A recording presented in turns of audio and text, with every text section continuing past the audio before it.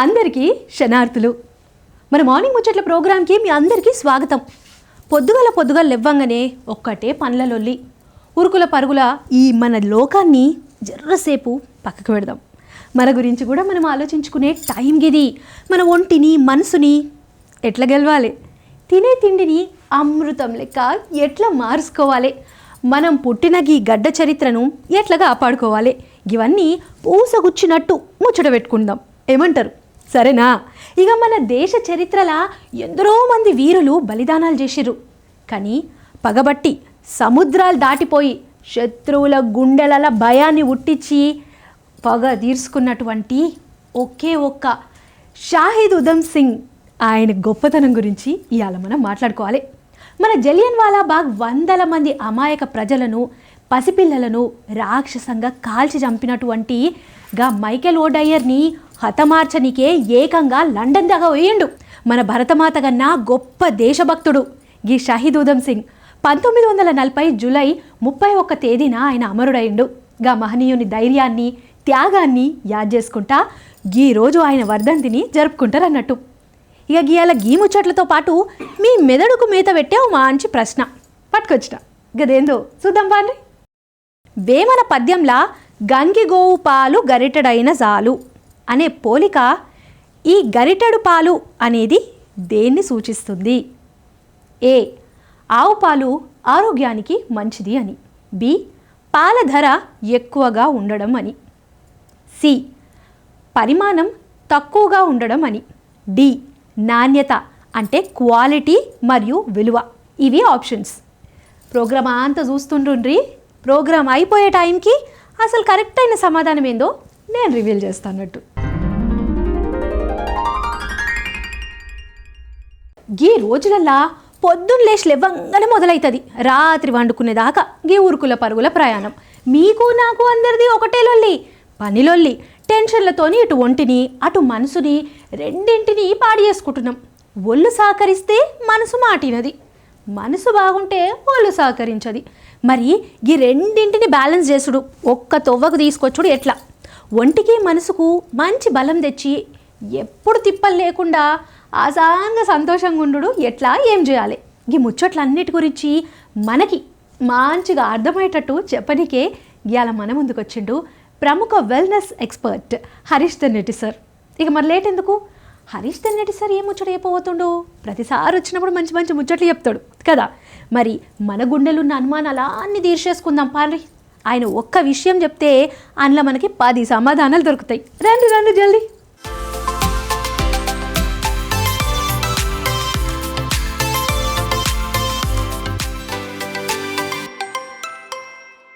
చాలామంది ఏదో చెయ్యాలి, చాలా చెయ్యాలి అనుకుంటారు, కానీ ఏదో నిరుత్సాహం, ఏదో ఎనర్జీ లేకపోవడం, ఎనర్జీ అంతా డ్రైన్ అయిపోతున్నట్టు ఉంటుంది, తొందరగా అలసిపోతూ ఉంటారు. ఈరోజు ఈ అలసత్వం గురించి తెలుసుకుందాం. 2 రకాల అలసత్వాలు ఉంటాయి. ఒకటి ఫిజికల్, 2 మెంటల్. ఫిజికల్ ఫెటీగ్ అంటే చేద్దామని ఉంటుంది కానీ ఏంటో శరీరం కోఆపరేట్ చేయదు, ఎప్పుడు డల్గా అలసిపోయినట్టుగా ఉంటాం. ఇది ఫిజికల్కి సంబంధించింది. ఫిజికల్కి సంబంధించిన అలసత్వము థైరాయిడ్ రూపంలో, హార్మోనల్ చేంజెస్ రూపంలో, విటమిన్ డి కానీ B12 కానీ ఇలాంటి డెఫిషియన్సీ రూపంలో, నిద్ర సరిగ్గా పట్టకపోవడము, లేకపోతే మనం తిన్న ఆహారం అబ్జార్ప్షనల్ డెఫిషియన్సీస్ అంటాం. అంటే తింటున్నాం ఆహారము కానీ అది అబ్జార్బ్ అవ్వట్లేదు అనేలాగా ఏదో త్వరగా అలసిపోతూ ఉంటాం. తింటున్నాం కానీ అది అబ్జార్బ్ అవ్వట్లేదు, శరీరానికి పట్టట్లేదు, కావాల్సినంత ఎనర్జీ ఇవ్వట్లేదు. ఇది ఫిజికల్ ఫెటీగ్. డాక్టర్ దగ్గరికి వెళ్ళి చూపించుకుని ఐరన్ డెఫిషియన్సీ ఉందా, B12 ఏమవుతోంది, ఎక్కడన్నా ప్రోటీన్ డెఫిషియన్సీ ఉందా చూసుకోవడం, దాన్ని కరెక్ట్ చేసుకోవడం కూడా చేయొచ్చు. కొంతమందికి మెంటల్ ఫెటీగ్ ఉంటుంది. అంటే మానసికంగా అలసిపోతారు. పోరాడి విసుగొచ్చేస్తుంది, ఏంట్రా బాబు జీవితం అనిపిస్తుంది. కొన్నిసార్లు ఎంతో ప్రయత్నం చేసి అన్ని రకాలుగాను ఓడిపోతుండేసరికి లోపలంతా ఒక తెలియని బాధ, ఒక తెలియని ఫ్రస్ట్రేషన్ వచ్చి త్వరగా అలసిపోతూ ఉంటాం, ఇంకే ప్రయత్నము వద్దనిపిస్తుంది కదా. అలాంటి మెంటల్ ఫెట్టింగ్ని దాటడానికి ఎప్పుడు మన లోపల పాజిటివ్ ఎనర్జీని పెంపొందించుకునే ప్రయత్నం చేయండి. నెగిటివ్ ఎనర్జీని ఎంత దూరం పెట్టగలిగితే అంత మంచిది. ఏంటి పాజిటివ్ నెగిటివ్ ఎనర్జీ? ఏముంటుంది పాజిటివ్ నెగిటివ్ ఎనర్జీ అంటే? పాజిటివ్ నెగిటివ్ ఎనర్జీ అనేది ఫస్ట్ మనం అర్థం చేసుకోవాల్సింది, మన గోల్కి మనం చెయ్యాల్సిన దానికి అడ్డుపడేవన్నీ నెగిటివ్ ఎనర్జీ.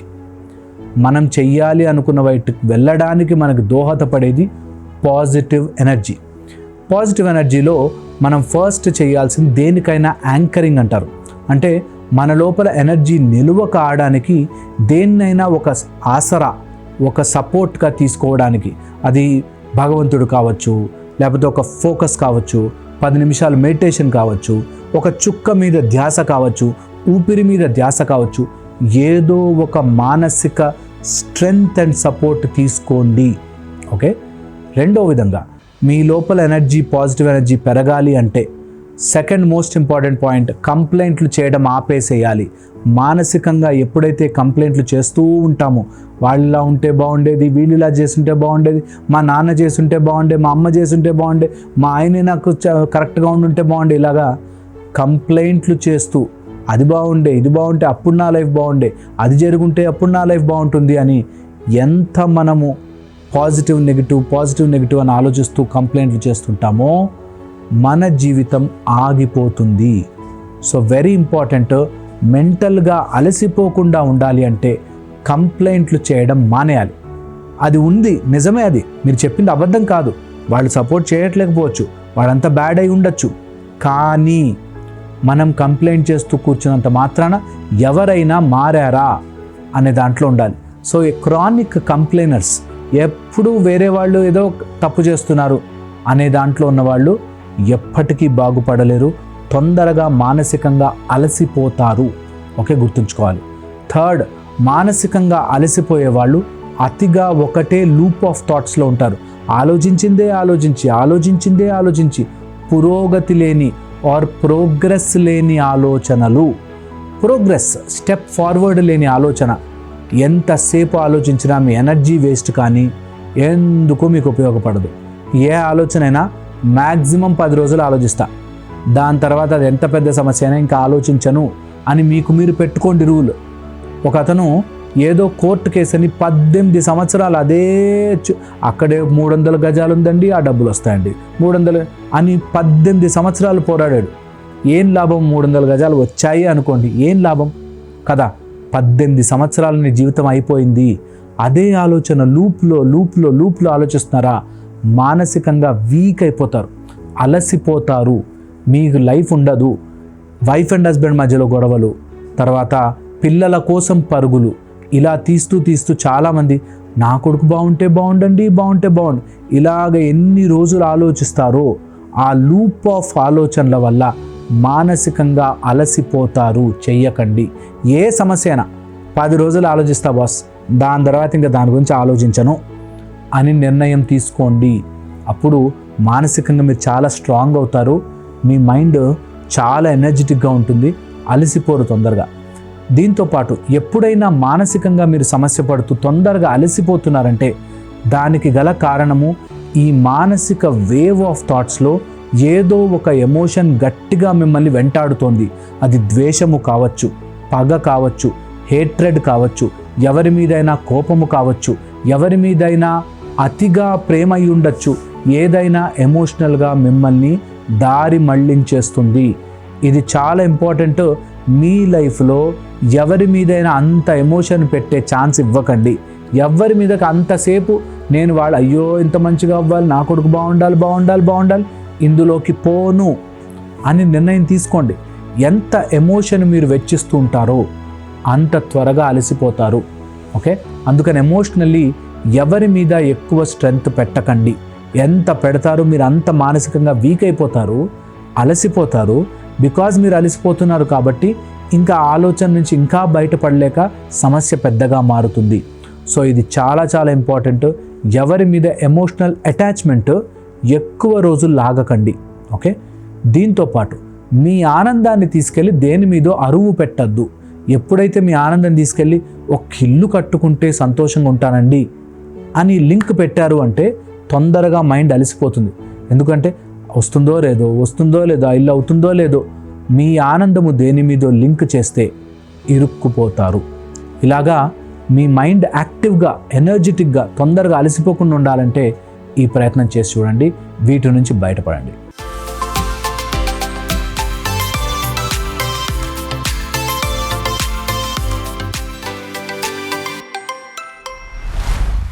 చూసిండ్రు కదా, ఒంటికి చెడ్డ రోగం రాకుండా చూసుకునుడు చాలా ముఖ్యం కదా.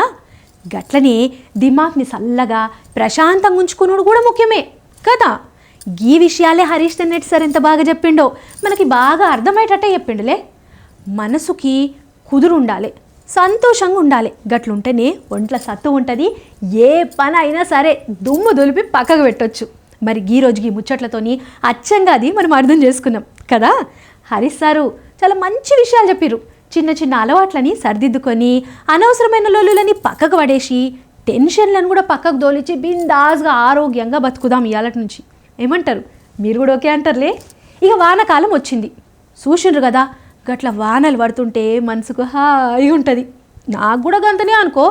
దాంతోపాటే జలుబులు, దగ్గులు, ఆయాసాలు, నీరసాలు, చిన్న పెద్ద రోగాలు అన్నీ ఉండనే ఉంటాయి. ఇది ఈ కాలంలో ఈ వాతావరణం చాలా కామన్ అన్నట్టు. నీళ్ళు అంటే మనం తాగే నీళ్ళు జర ఖరాబ్ ఇట్లా వస్తుంటాయి. వాతావరణం మారి మన ఇమ్యూనిటీ సిస్టమ్ కూడా కింద పడిపోతుంది. మరి ఈ వానాకాలంలో మన ఒంటిని గట్టిగా ఆరోగ్యంగా ఎట్లా చేసుకోవాలి? అంతేకాదు, శ్వాస తిప్పలు రాకుండా ఇమ్యూనిటీని ఎట్లా పెంచుకోవాలి? సూచాయిస్తుండ్రా? ఈ తిప్పలన్నీ దీర్వనికనే గియాల మన ముందుకు వచ్చిర్రు ఒక యోగా ట్రైనర్. మరి ఆమె వేసే ఆసనాలేంది, ఈ రోగాలను తరిమి కొట్టాలంటే ఆసనాలతో పాటు వేసే ప్రాణాయామాలేంది, ఆమె మాటల్లోనే ఇందాం రండి. అందరికీ నమస్కారం. నా పేరు వాణి, నేను యోగా టీచర్.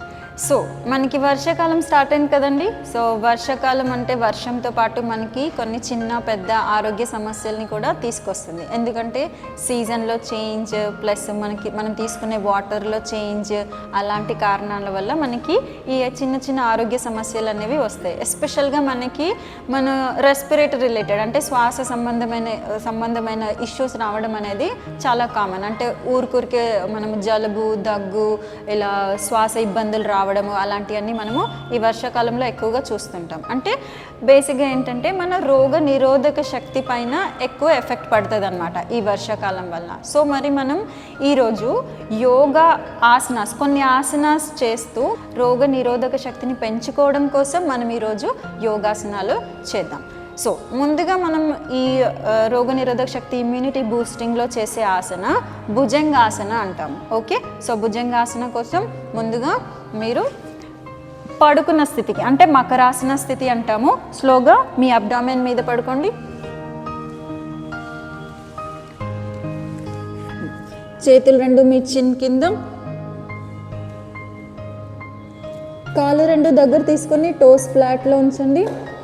ఇప్పుడు నెమ్మదిగా చేతులు రెండుని చెస్ట్ పక్కన తీసుకోండి. ఎల్బోస్ రెండు పైకి ఉండాలి. నెమ్మదిగా శ్వాస తీసుకుంటూ మీ చెస్ట్ని మీ నావెల్ వరకు పైకి లిఫ్ట్ చేయడానికి ట్రై చేయండి.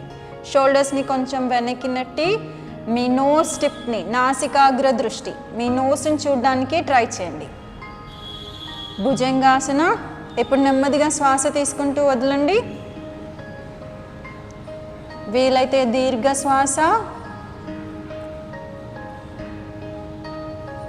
ఇప్పుడు నెమ్మదిగా శ్వాస వదిలేస్తూ కిందకి.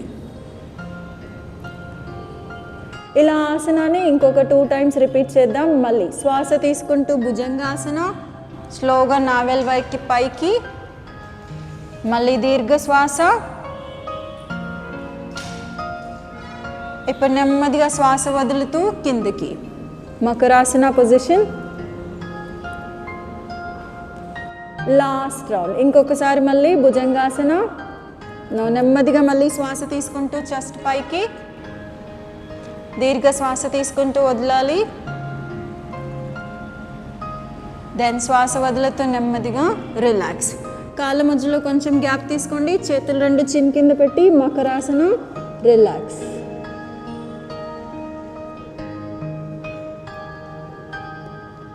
మనం నెక్స్ట్ చేయబోయే ఆసన మత్స్యాసన. సో మత్స్యాసన కోసం నెమ్మదిగా ఇప్పుడు మీ స్పైన్ మీదకి తిరగండి. శవాసన పొజిషన్కి రండి. మెల్లిగా శవాసన.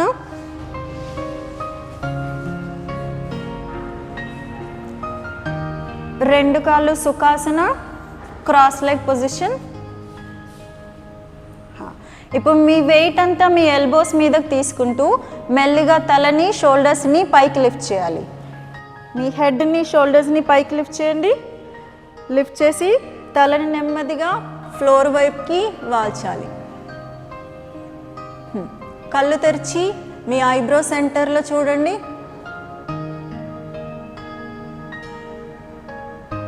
శ్వాస తీసుకుంటూ వదలాలి నెమ్మదిగా.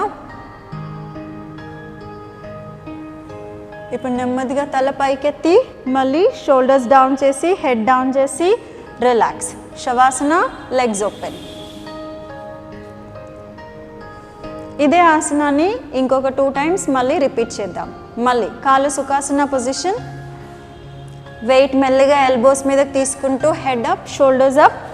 నవ్వు తలని మెల్లిగా వెనక్కి వాల్చి కళ్ళు ఓపెన్ చేసి మీ ఐబ్రో సెంటర్లో ధ్యాస.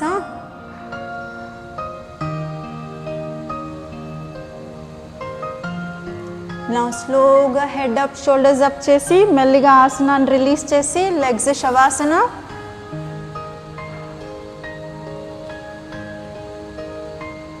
ఇంకొకసారి మళ్ళీ కాళ్ళు సుఖాసన. మెల్లిగా వెయిట్ ఎల్బోస్ మీదకి తీసుకుంటూ షోల్డర్స్ అప్, హెడ్ బ్యాక్. మీ ఐబ్రో సెంటర్లో మీ ధ్యాస. ఈ ఆసనాల్లో చెస్ట్ పైకి ఉండడం వల్ల మన లంగ్స్ అనేవి బాగా ఎక్స్పాండ్ అయ్యి మనం బ్రీతింగ్ చేసినప్పుడు లంగ్స్ అనేవి బాగా ఫిల్ అవుతూ శ్వాస అనేది మంచిగా జరుగుతుంది. నా స్లోగా తలని పైకెత్తి shoulders relax, neck relax, legs shavasana position. ఇప్పుడు తలని నెమ్మదిగా మీ రైట్కి, సెంటర్ లెఫ్ట్కి, సెంటర్ రిలాక్స్. నెక్స్ట్ మనం చేయబోయే ఆసన ఉత్తాన పాదాసన. ఇప్పుడు మెల్లిగా కాళ్ళు 2 దగ్గర తీసుకోండి. చేతులు 2 మీ నడుం కింద సపోర్ట్ తీసుకోండి. ఇప్పుడు 2 కాళ్ళని మెల్లిగా పైకి లిఫ్ట్ చేస్తూ 90 degrees యాంగిల్స్కి తీసుకురావాలి. ఉత్తాన పాదాసన. మీ కాళ్ళ వైపు మీ ధ్యాస, పాదాగ్ర దృష్టి. ఈ పొజిషన్లో నెమ్మదిగా శ్వాస తీసుకుంటూ వదులుతూ ఉండాలి. ఈ ఆసన అనేది ముఖ్యంగా మన పొట్ట కండరాల పైన పనిచేస్తుంది. ఇప్పుడు నెమ్మదిగా శ్వాస వదులుతూ లెగ్స్ని కిందకి స్ట్రైట్గా డౌన్. శవాసన, రిలాక్స్. ఇదే ఆసనాన్ని ఇంకొక 2 times చేద్దాం. మళ్ళీ కాళ్ళు 2 దగ్గర తీసుకోండి. చేతులు 2 నడుం కింద సపోర్టు. మెల్లిగా లెగ్స్ని 90 degreesకి. మీ నీ క్యాప్స్ని కిందకి లాగి థై మజిల్స్ని ఎంగేజ్ చేసి పొట్ట మజిల్స్ని కూడా ఎంగేజ్ చేసి హోల్డ్ చేయాలి. ప్రతి ఆసనాన్ని ఒక 10 seconds నుంచి 20 seconds వరకు మినిమంగా హోల్డ్ చేస్తూ నెమ్మదిగా శ్వాస తీసుకుంటూ వదులుతూ ఉండాలి ఆసనాలో. ఇప్పుడు మెల్లిగా ఆసన రిలీజ్, స్లోగా లెగ్స్ కిందకి తీసుకోండి. శవాసన, రిలాక్స్. ఇంకొకసారి చేద్దాం. మళ్ళీ చేతులు 2 నడుం కింద సపోర్ట్. కాళ్ళు 2 మెల్లిగా పైకి 90 degrees. శ్వాస తీసుకుంటూ వదులుతూ ఉండండి.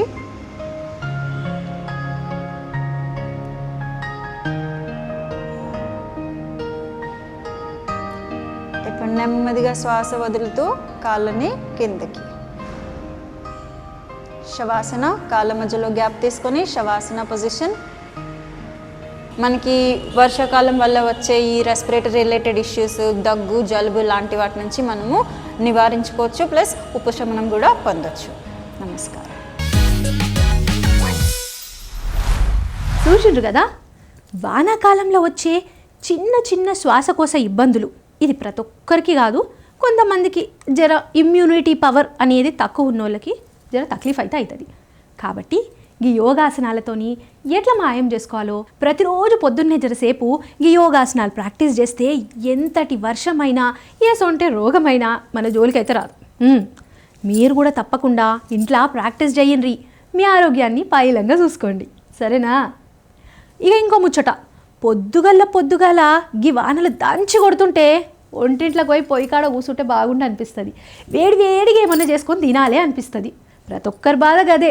మరి మీ బాధ చూడలేకనే ఇవాళ మీకోసం ఒక మంచి నాష్ట పట్టుకొచ్చిన. గదే మన చికెన్ సలాడ్.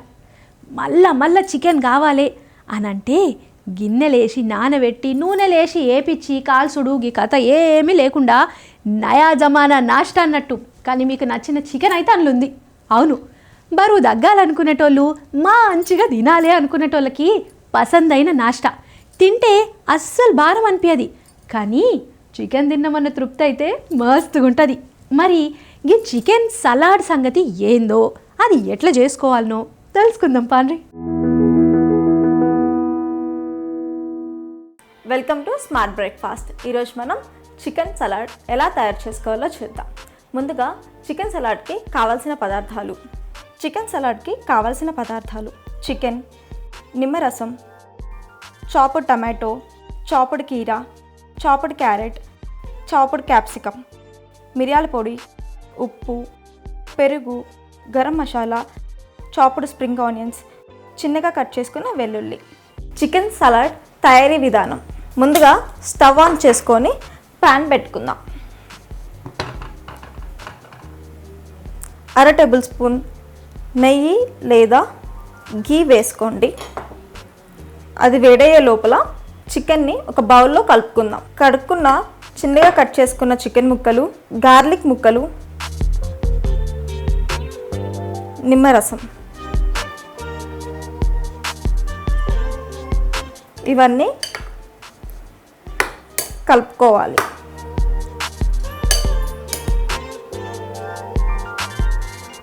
ఈ కలుపుకున్న ఈ చికెన్ ముక్కలన్నిటిని మనం ప్యాన్ వేడైన తర్వాత అందులో వేయాలి.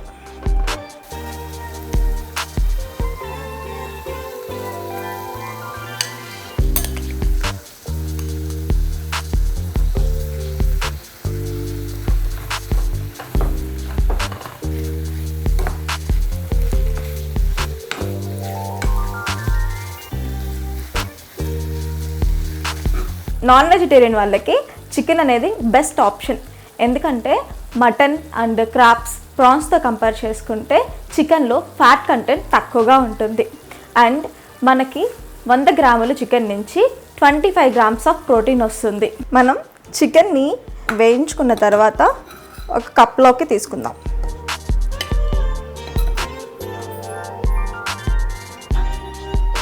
ఇందులో కట్ చేసిన క్యారెట్ ముక్కలు, క్యాప్సికమ్ ముక్కలు, కీరా ముక్కలు. కీరాలో ఫైబర్ ఎక్కువగా ఉంటుంది అండ్ ఇది చికెన్తో పాటు కీరా ముక్కలు కూడా చాలా క్రంచీగా టేస్టీగా అనిపిస్తాయి. ఇష్టం ఉన్న వాళ్ళు కొంచెం ఎక్కువగా వేసుకోవచ్చు కీరా ముక్కలు. టమాటో ముక్కలు, స్ప్రింగ్ ఆనియన్స్. పొద్దున్నే బ్రేక్ఫాస్ట్కి తింటాం కాబట్టి ఆనియన్స్ తీసుకోవడం వల్ల మళ్ళీ డే మొత్తం మౌత్ స్మెల్ ఉంటుంది కాబట్టి స్ప్రింగ్ ఆనియన్స్ యూస్ చేస్తున్నాము. ఇష్టం లేని వాళ్ళు ఇది స్కిప్ చేసుకోవచ్చు. అండ్ లెట్యూస్ కూడా యాడ్ చేసుకోవచ్చు.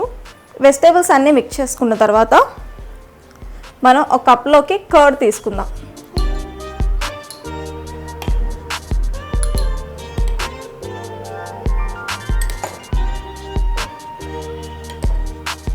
ఇందులో మిరియాల పొడి తగినంత, సాల్ట్, గరం మసాలా, కారం చిటికెడు. ఇది కారం ఆప్షనల్.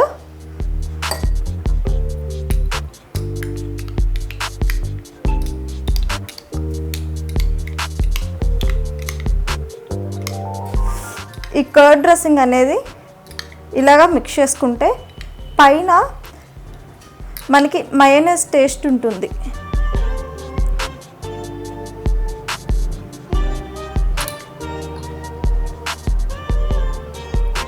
అంతే, చాలా ఈజీగా క్విక్గా అయిపోతుంది మన చికెన్ సలాడ్. ఫైబర్ అండ్ ప్రోటీన్తో ఫిల్లింగ్గా ఉంటుంది.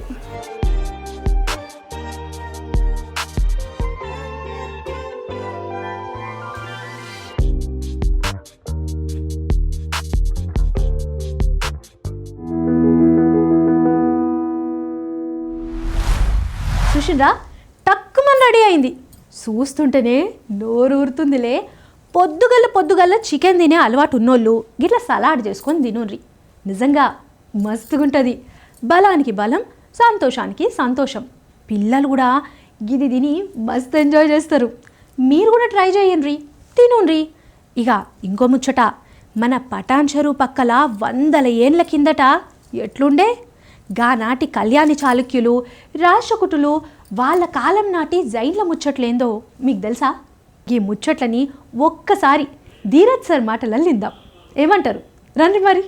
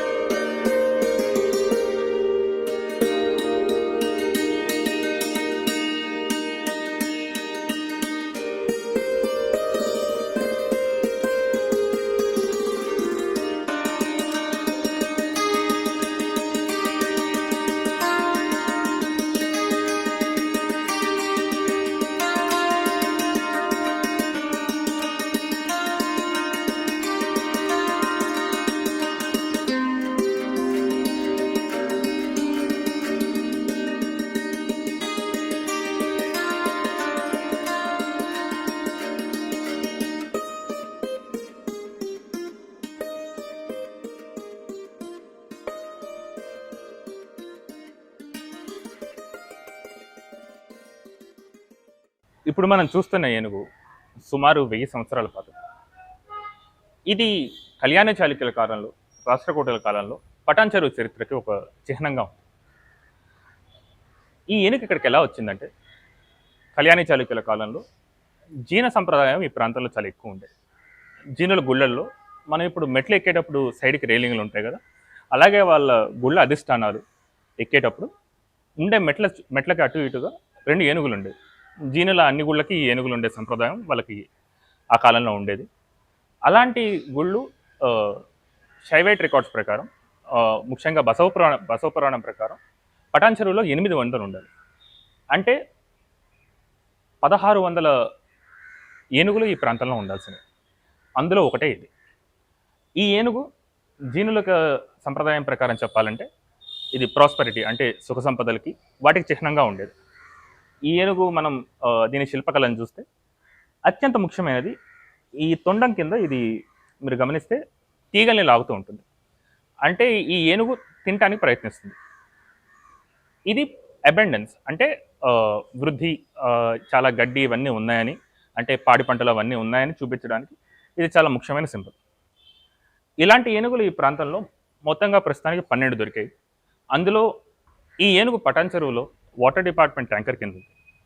ఈ ప్రాంతంలో మనకు దొరికిన వాటన్నిటిలోకి ఇదే అన్నిటికంటే మంచి కండిషన్లో ఉంది. దీంతోపాటు ఈ ప్రాంతంలో శిల్పాలు కాకుండా అన్నిటికంటే ముఖ్యమైన ఒక కట్టడం కూడా ఉంది. అది ఇక్కడ ఉన్న వాటర్ ట్యాంక్. వాటర్ ట్యాంక్ అంటే మనం వాటర్ ట్యాంక్ కూడా కాదు, అది మెట్ల బావి అనొచ్చు, స్టెప్ వెల్ అంటారు.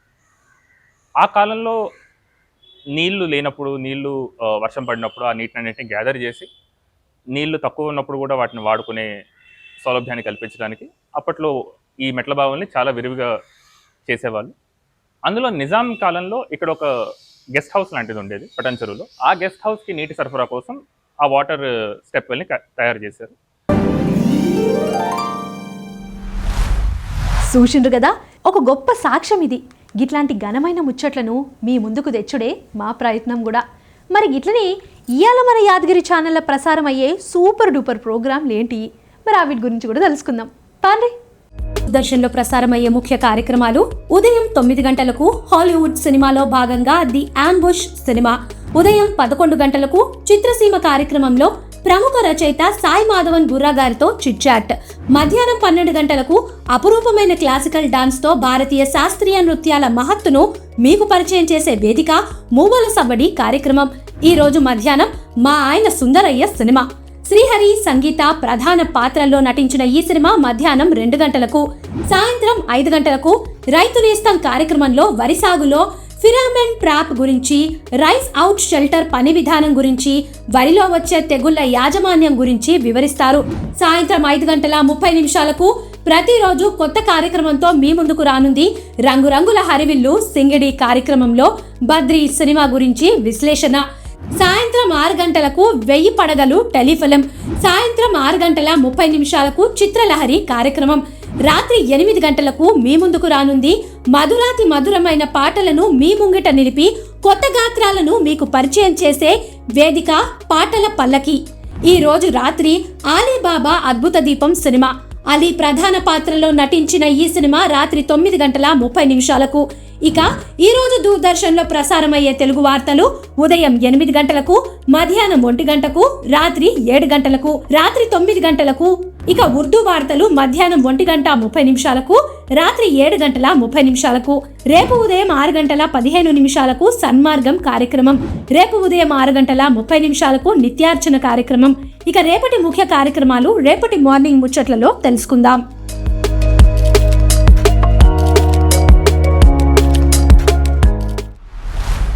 ఇది ఇవాల్టి ముచ్చట్లు. ఇక నేను స్టార్టింగ్లా మిమ్మల్ని ఒక ప్రశ్న అడిగిన కదా, గుర్తుందా? వేమన పద్యంలా గంగిగోవు పాలు గరిటెడైన జాలు అనే పోలికల గరిటెడు పాలు దేన్ని సూచిస్తాయి? వీటికి సంబంధించినటువంటి ఆప్షన్స్ కూడా చెప్తా మళ్ళీ. ఏ, ఆవు పాలు ఆరోగ్యానికి మంచిది. బి, పాల ధర ఎక్కువగా ఉండడం. సి, పరిమాణం తక్కువగా ఉండడం. డి, నాణ్యత అంటే క్వాలిటీ మరియు విలువ. ఇక ఈ ప్రశ్నకి సరైన సమాధానం డి, నాణ్యత అంటే క్వాలిటీ మరియు విలువ. గది మరి ఇవాళ నేను తీసుకొచ్చిన మార్నింగ్ ముచ్చట్లు మస్తున్నాయిలే. ఇక మన మార్నింగ్ ముచ్చట్ల ప్రోగ్రాం గురించి మీ సలహాలు, సూచనలు ఏవైనా సరే మీరు మాకు మెయిల్ చేయొచ్చు. మా మెయిల్ ఐడి programs.ddiyadgiri@gmail.com. మళ్ళీ గిట్లనే రేపు పొద్దుగల్లొచ్చే మార్నింగ్ ముచ్చట్లలో మళ్ళా కలుద్దాం. అప్పటిదాకా జరంత ఫైలం.